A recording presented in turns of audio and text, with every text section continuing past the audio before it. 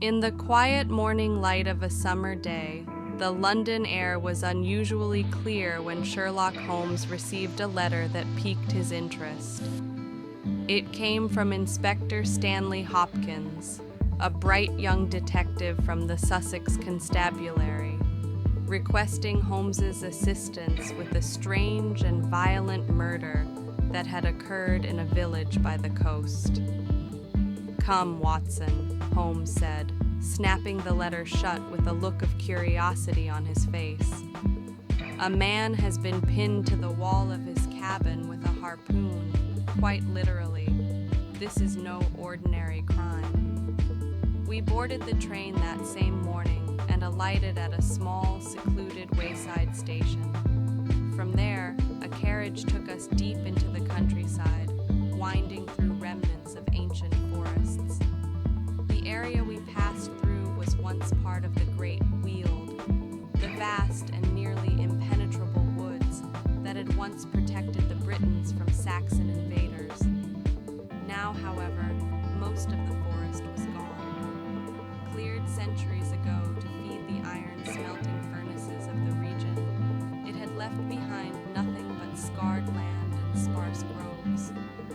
Amid a clearing on a gentle green slope stood a low, long stone house, the home of Peter Carey, known in the region by a more ominous name, Black Peter.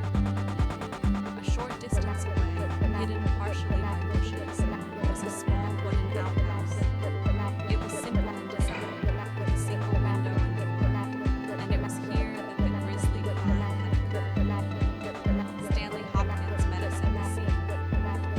"The body was discovered here," he said, unlocking the door to the outhouse. Inside, the air was still thick, though the body had been removed.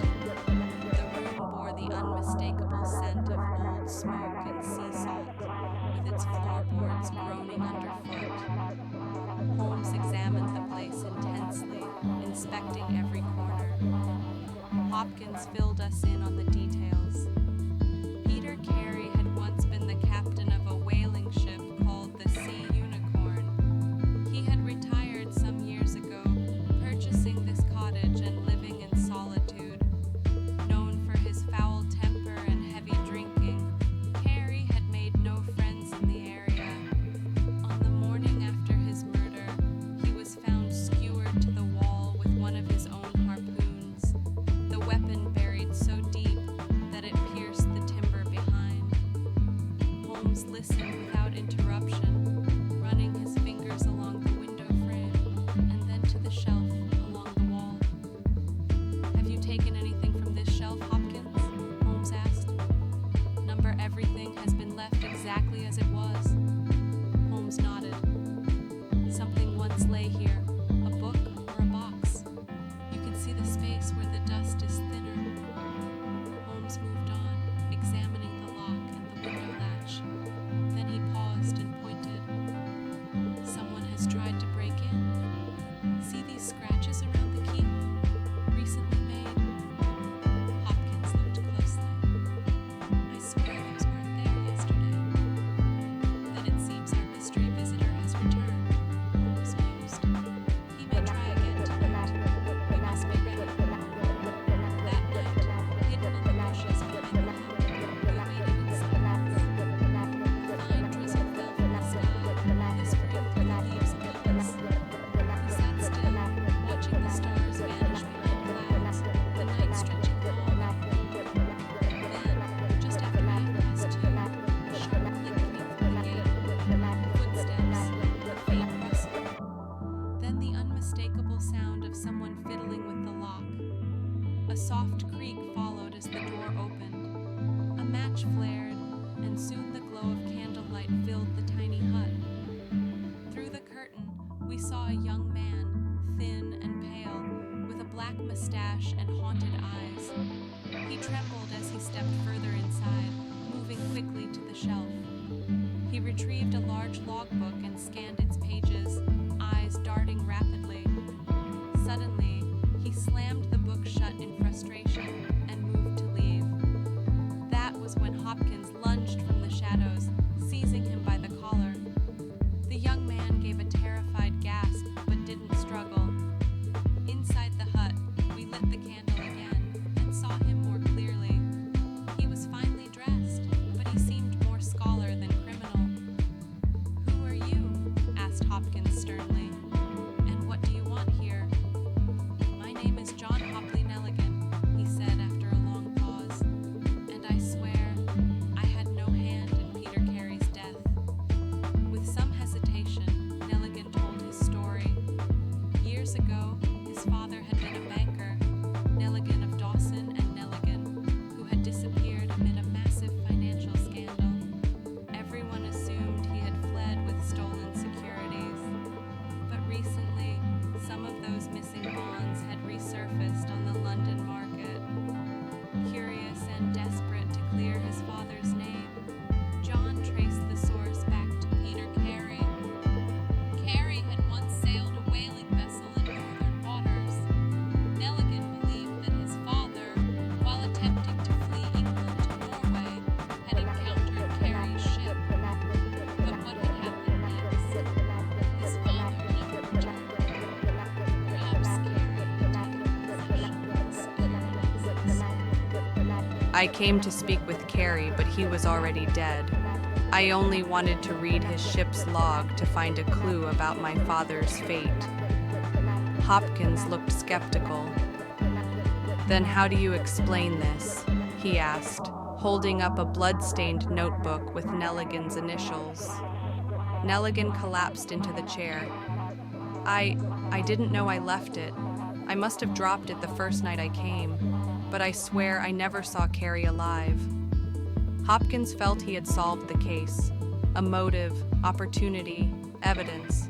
It all pointed to young Nelligan. But Holmes remained silent, deep in thought. The next morning, Holmes confronted Hopkins over breakfast. "You honestly believe Nelligan did it?" he asked. "Yes," replied Hopkins confidently.